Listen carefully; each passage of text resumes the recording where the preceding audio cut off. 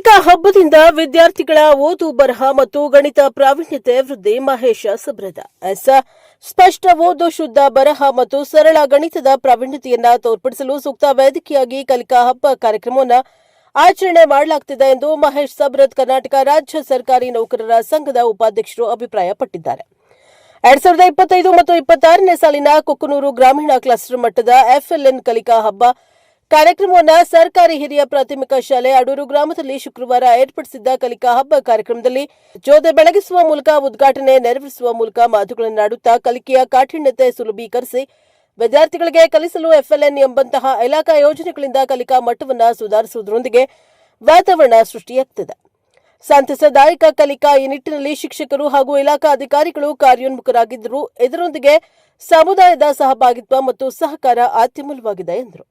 ಇತರ ಶಾಲೆಗಳಿಂದ ತನ್ನ ಶಾಲೆಯು ಕಲಿಕಾ ಮಟ್ಟದಲ್ಲಿ ಎಷ್ಟರ ಮಟ್ಟಿಗೆ ಯಶಸ್ವಿಯಾಗಿ ಸಾಗುತ್ತಿದೆ ಎಂದು ವಿದ್ಯಾರ್ಥಿಗಳು ಮತ್ತು ಶಿಕ್ಷಕರು ತಿಳಿಯಲು ಕೂಡ ಈ ಕಲಿಕಾ ಹಬ್ಬ ಉತ್ತಮ ವೇದಿಕೆಯಾಗಿದೆ ಎಂದು ಮಾರುತಿ ತಳವಾರ ಅಧ್ಯಕ್ಷರು ಪ್ರಾಥಮಿಕ ಶಾಲಾ ಶಿಕ್ಷಕರ ಸಂಘ ಕುಕನೂರು ಹೇಳಿದ್ದಾರೆ.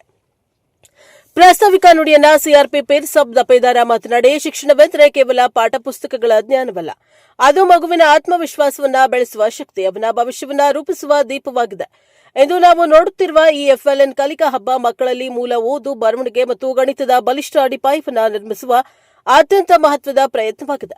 ಬಲವಾದ ಅಡಿಪಾಯವಿದ್ದರೆ ಭವಿಷ್ಯದ ಕಟ್ಟಡವು ಸದೃಢವಾಗಿರುತ್ತದೆ. ಒಂದು ಮಗು ಚೆನ್ನಾಗಿ ಓದು ಕಲಿತರೆ ಅದು ತನ್ನ ಬದುಕನ್ನು ತಾನೇ ಓದಲು ಕಲಿತಂತೆ. ಒಂದು ಮಗು ಲೆಕ್ಕ ಮಾಡಲು ಕಲಿತರೆ ಜೀವನದ ಸಮಸ್ಯೆಗಳನ್ನು ಪರಿಹರಿಸುವ ಧೈರ್ಯವನ್ನ ಅದು ಗಳಿಸಿಕೊಂಡಂತೆ. ಇಂತಹ ಕಾರ್ಯಕ್ರಮಗಳು ಮಕ್ಕಳಲ್ಲಿರುವ ಪ್ರತಿಭೆಯನ್ನ ಗುರುತಿಸಿ ಅವರಿಗೆ ನಾನು ಮಾಡಬಲ್ಲೆ ಎಂಬ ಆತ್ಮವಿಶ್ವಾಸವನ್ನ ಕೊಡುತ್ತವೆ. ಇದು ನಿಜವಾದ ಶಿಕ್ಷಣದ ಜಯ.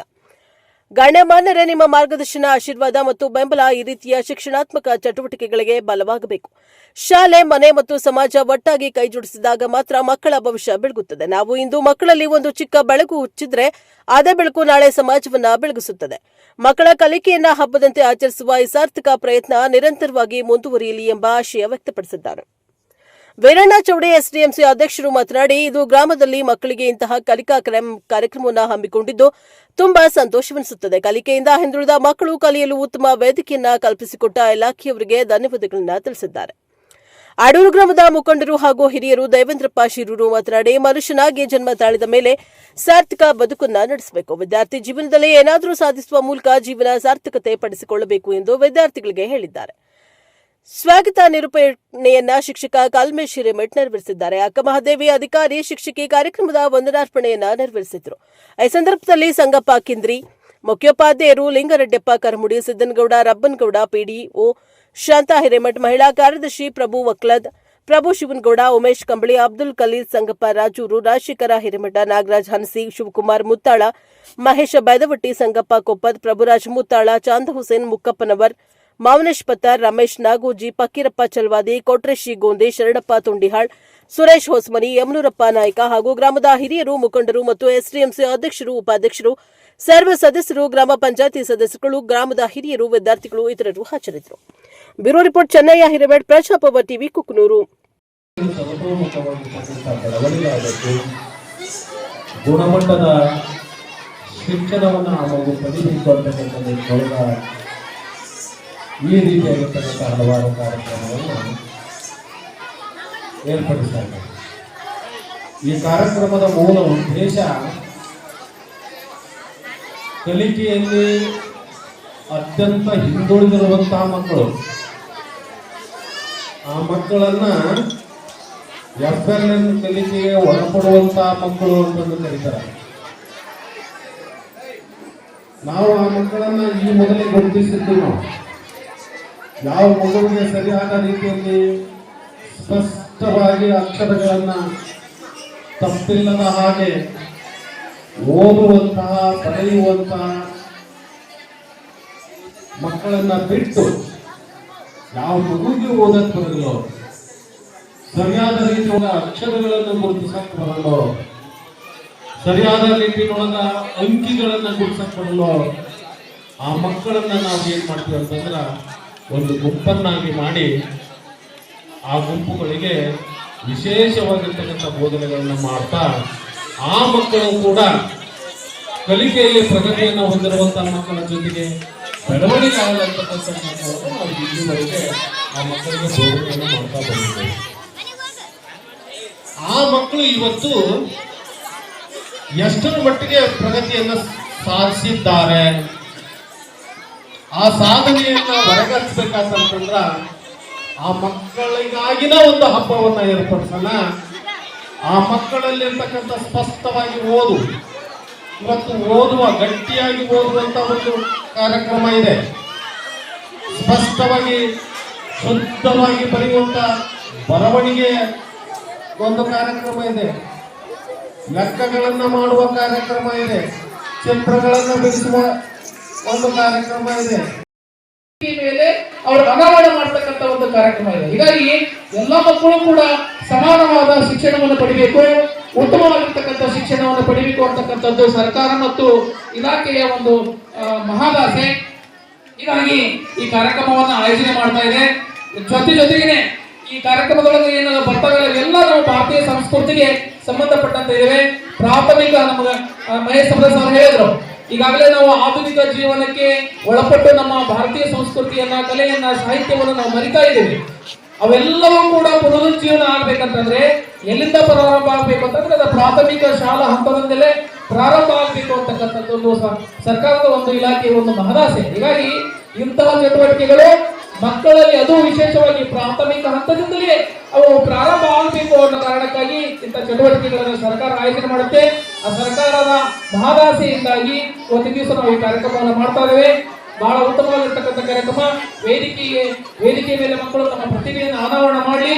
ಈಗಾಗಲೇ ನಮ್ಮ ಗುರುಗಳು ಹೇಳಿದ ಹಾಗೆ ಯಾರು ಕೂಡ ಸೋಲು ಮತ್ತು ಗೆಲುವು ಅಂತಕ್ಕಂಥದ್ದು ನಾಣ್ಯದ ಎರಡು ಮುಖಗಳಿದ್ದಂತೆ ಇವತ್ತು ಸೋತವರು ಕೂಡ ಮುಂದಿನ ಹಂತದೊಳಗ ಗೆಲುವನ್ನು ಕಾಣಬಹುದು. ಅದು ಸತತ ಪ್ರಯತ್ನ, ಪರಿಶ್ರಮ ಬೇಕಾಗತ್ತೆ.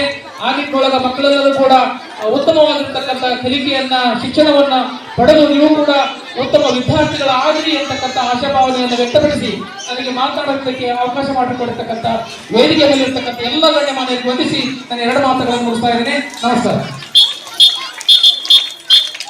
ನಮ್ಮ ಅನಿಸಿಕೆಯನ್ನು ವ್ಯಕ್ತಪಡಿಸಿದಂತಹ 2024-25 ಸಾಲಿನಲ್ಲಿ ಜಾರಿಗೆ ಬಂತು.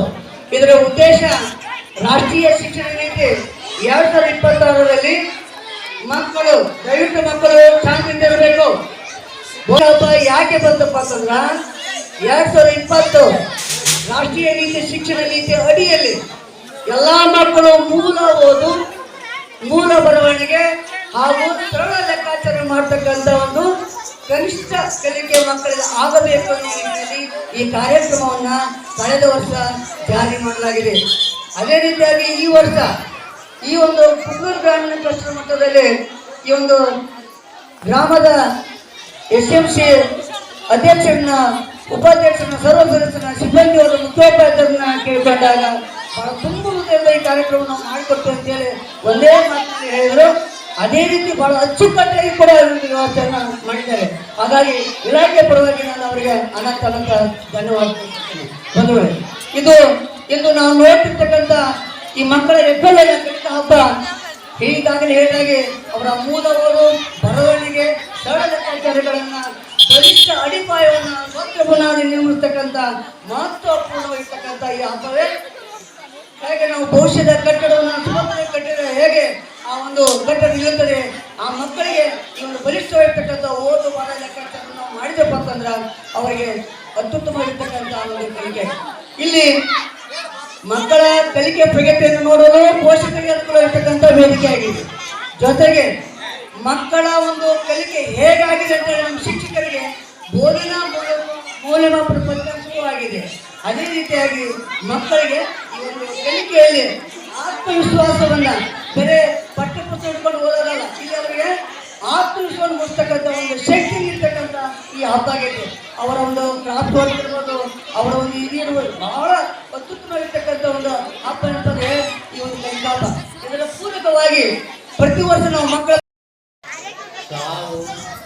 ನಡುವಿನ ಆಂತರವೇ ಜೀವನ.